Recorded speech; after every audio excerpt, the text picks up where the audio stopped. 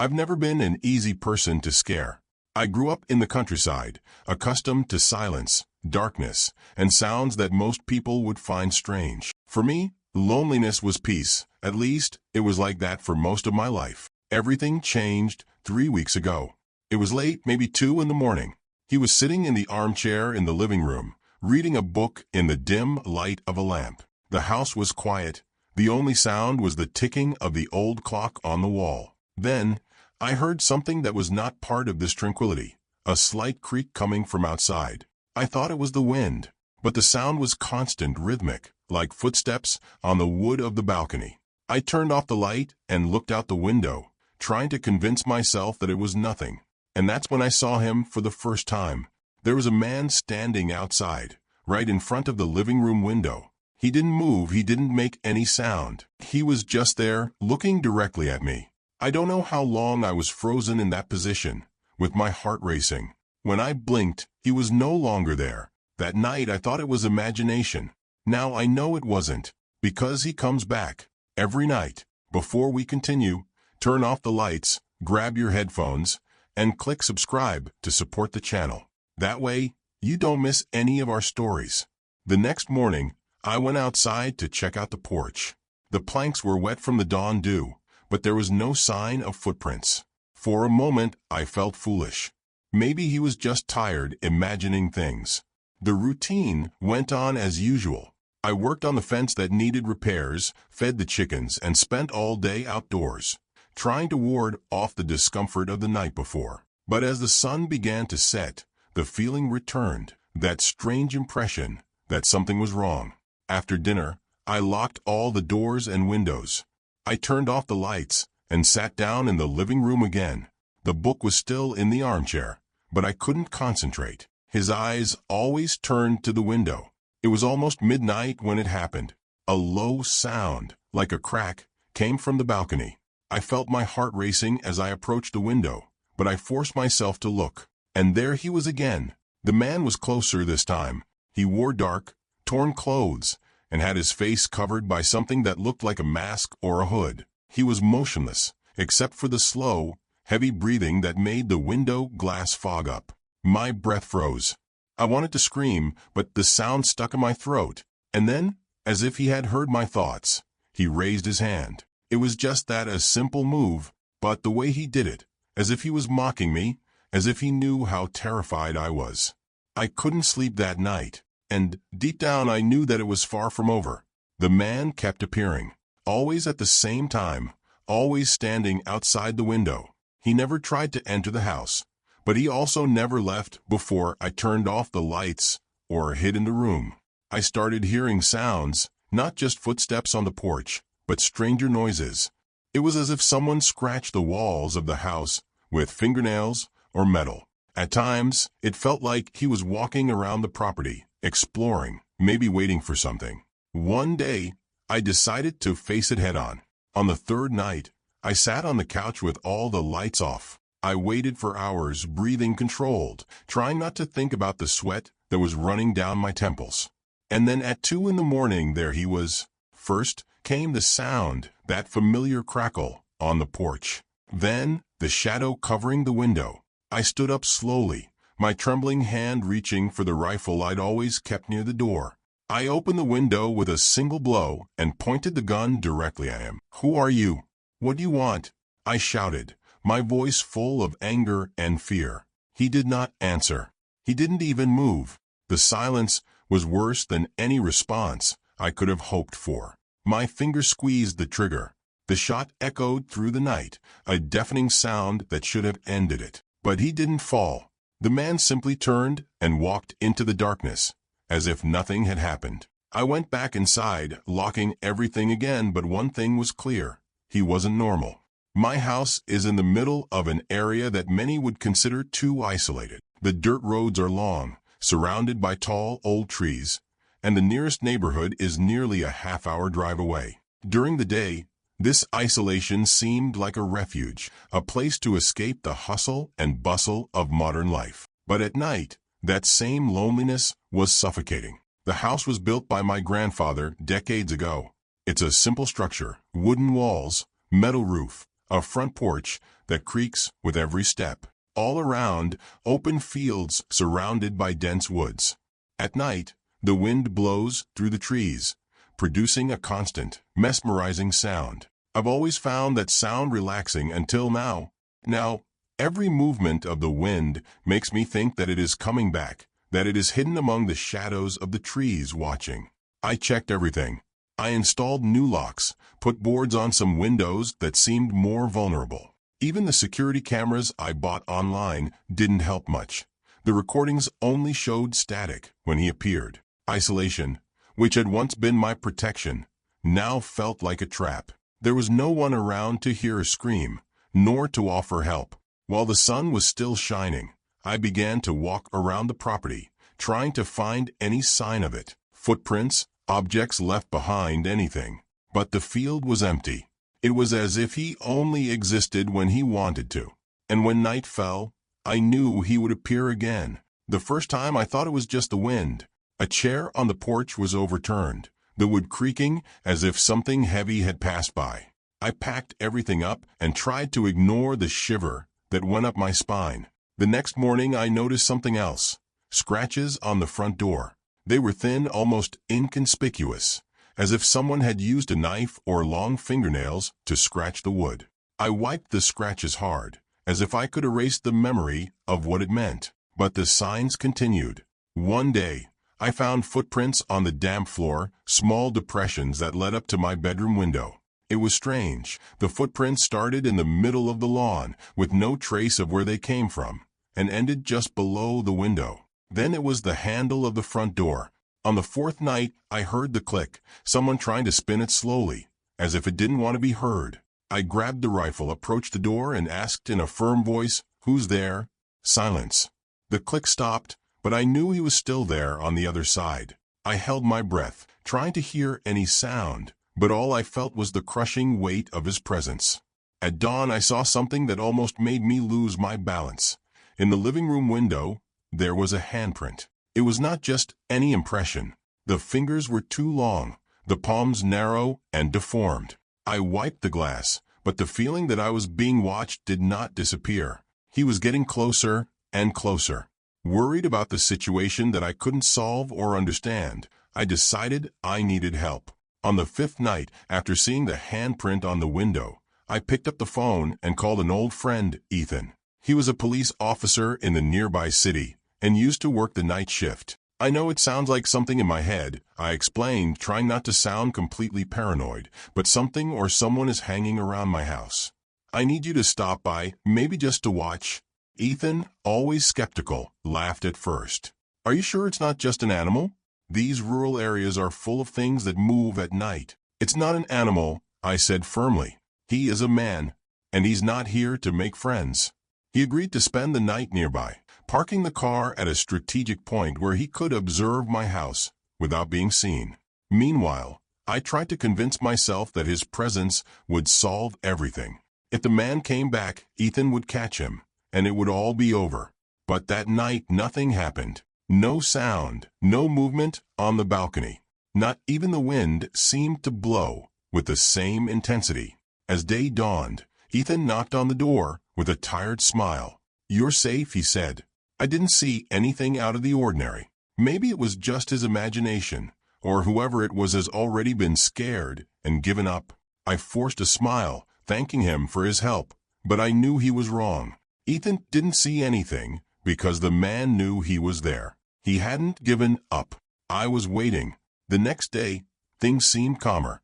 There were no noises on the balcony, nor marks on the windows. I even began to believe that Ethan was right, that the man, whatever it was gone.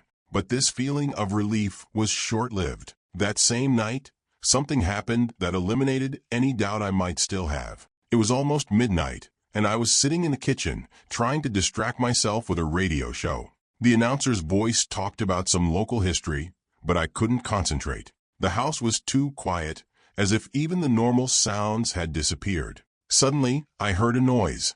Not a crack on the balcony, but something more serious. It was the sound of something falling, a muffled rumble coming from outside. I ran into the living room, turned on the flashlight, and opened the door. Outside on the porch, there was something that shouldn't be there. an old rocking chair. I didn't have chairs like that.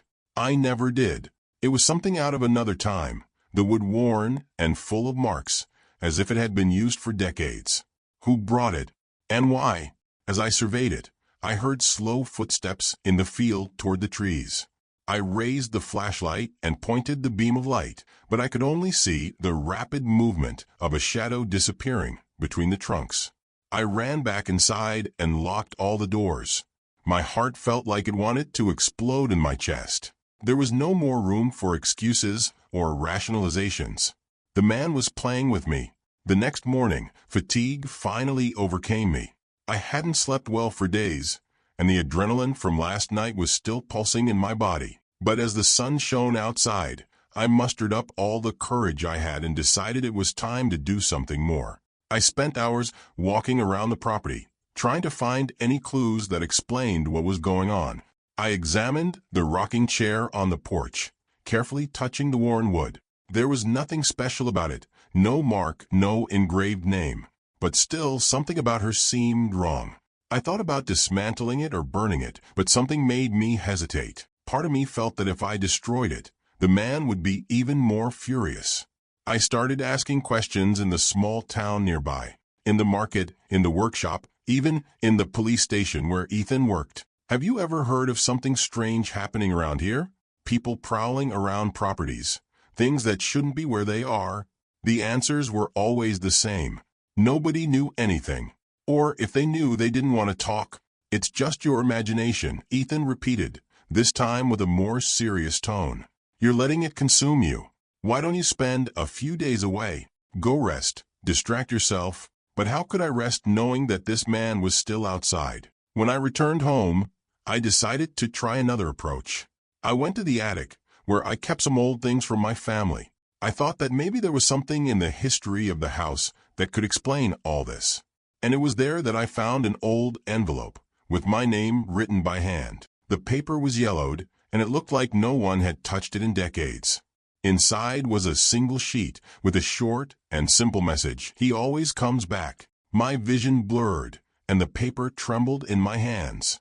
Whatever was going on, it wasn't something recent. It was something old, something that has always been linked to that house. With that old message in hand, I felt that something had changed. It was no longer just fear. It was a sense of inevitability, as if everything that was happening was part of something I could never control. I decided to call Ethan again. He was my only connection to the outside world, someone I could trust. Ethan, I began, my voice strained. I found something strange in the attic. I think there's a story behind it, and I need to figure out what it is. There was a pause on the other end of the line. Listen, he replied, trying to sound patient. You need to get out of this house. Being there alone is affecting you. If it's that important, we can investigate together. But you need to get out of there. I shook my head, though he couldn't see. I can't. Not while he's out there. Who is he? Ethan asked, and for the first time I realized that he didn't really believe me. I hung up the phone before answering. That night I thought about calling another friend, someone who might understand, or at least pretend to believe. But I couldn't. Part of me knew that even if someone came, the man wouldn't show up. He seemed to know when I was alone. As darkness fell, the familiar presence took over the place. This time, I didn't wait for him to show up. I grabbed the flashlight and walked out the front door, determined to face him once and for all. Who are you? I shouted, my voice echoing across the empty field. What do you want? The silence was overwhelming. Not even the wind blew. I went back inside, frustrated and exhausted. So I listened. Not the sound of footsteps or scratches, but something much worse, a low, distorted laugh, as if it were being muffled by glass. It came from the balcony. The laughter on the porch was the most disturbing sound I've ever heard. It wasn't human, not completely. It was low, but irregular, as if something was trying to imitate a sound it didn't quite understand. I stood in the middle of the room, holding the flashlight so tightly that my fingers hurt. The laughter ceased as abruptly as it began, leaving an even more eerie silence. Then, something hit the window. I turned quickly, illuminating the glass with the beam of the flashlight. There was nothing. Just my reflection, pale, sweaty, and wide-eyed. For a moment, I thought I was safe. But as I walked away from the window, the light caught something on the glass. A new handprint, fresh, as if it had just been left there. I ran to lock the whole house. Every door, every window. I placed chairs against the doorknobs and even a heavy bookcase in front of the main entrance. But the man didn't have to go in. He was everywhere. The noises continued throughout the night. Scratches on the walls, footsteps on the roof, and that horrible sound of muffled laughter that seemed to come from every corner.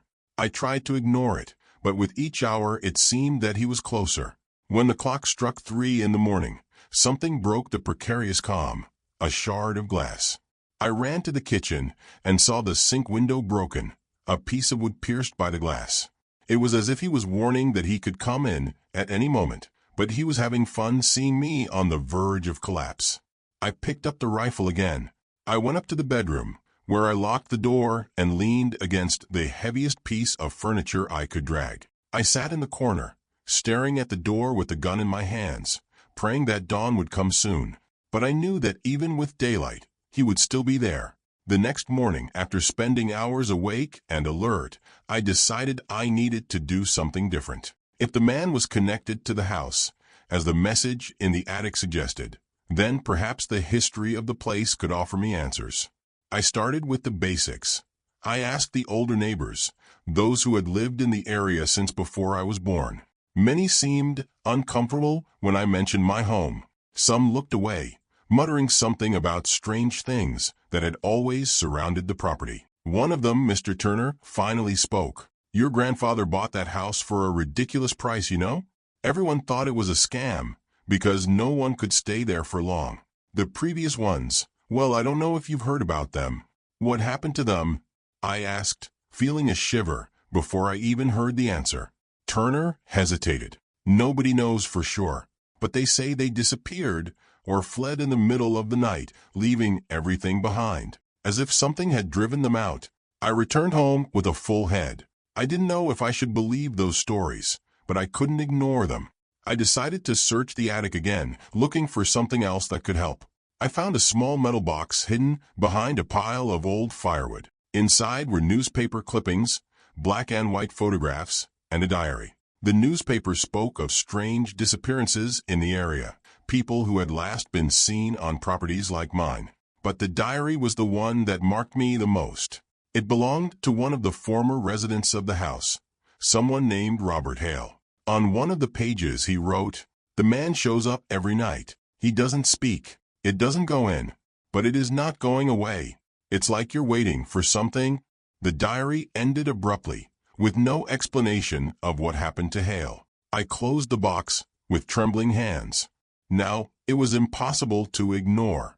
Whatever was haunting me, it had been part of the history of that place for a long time. And I knew he wouldn't stop until he got what he wanted. That night, the air looked different, heavy, almost suffocating. The silence was so deep that even the normal sounds, the wind in the trees, the creaking of the planks in the house, seemed to have been sucked into the darkness. I knew he would come. It always came. But that night, something was different. At 2 in the morning, I heard the first sound, slow footsteps on the balcony, louder and heavier than before. I grabbed the rifle, my heart racing. I approached the living room window carefully, trying to see without being seen. And there he was. But this time, he was closer.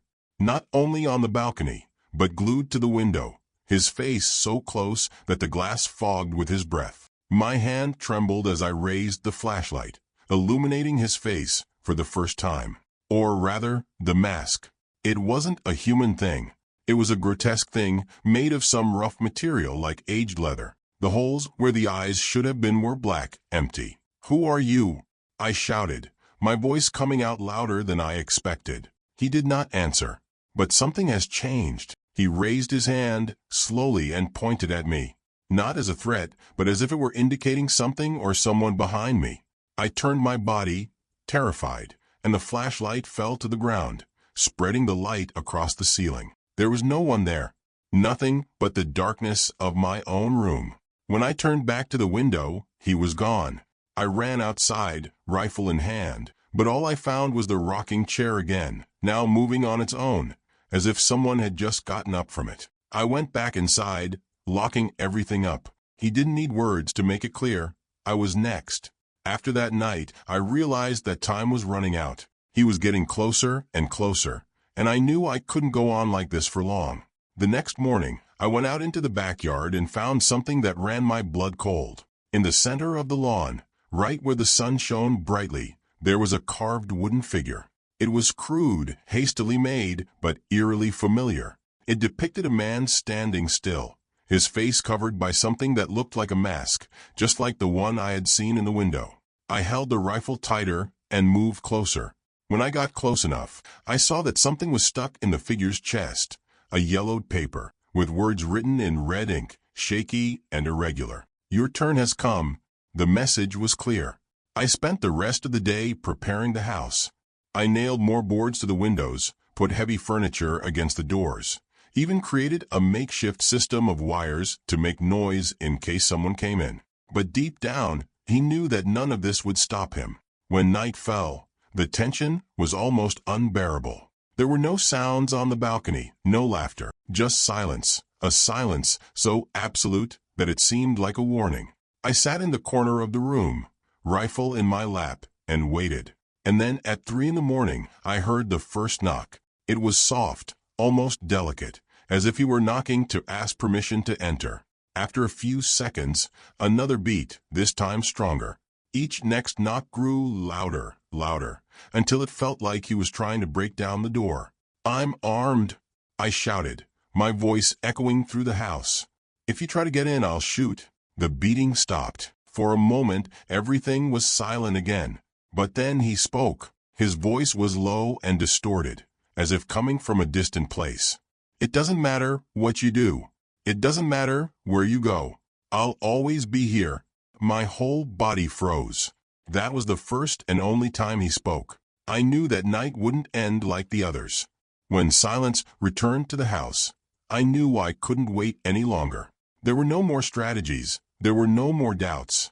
I took the metal box with the diary and clippings I had found in the attic and scattered them on the floor, in a desperate attempt to find something that could help me. There it was, in a yellowish cutout, a story that I had ignored before. Dating back to 1952, it was about a man named Elijah Morris, described as a hermit who lived on the property before my grandfather bought it. He was known for his strange behavior and for rumors that he practiced unusual rituals in search of something that no one understood. The article ended with a sentence that made my stomach turn. Elijah was found dead in his rocking chair, the mask he always wore still covering his face.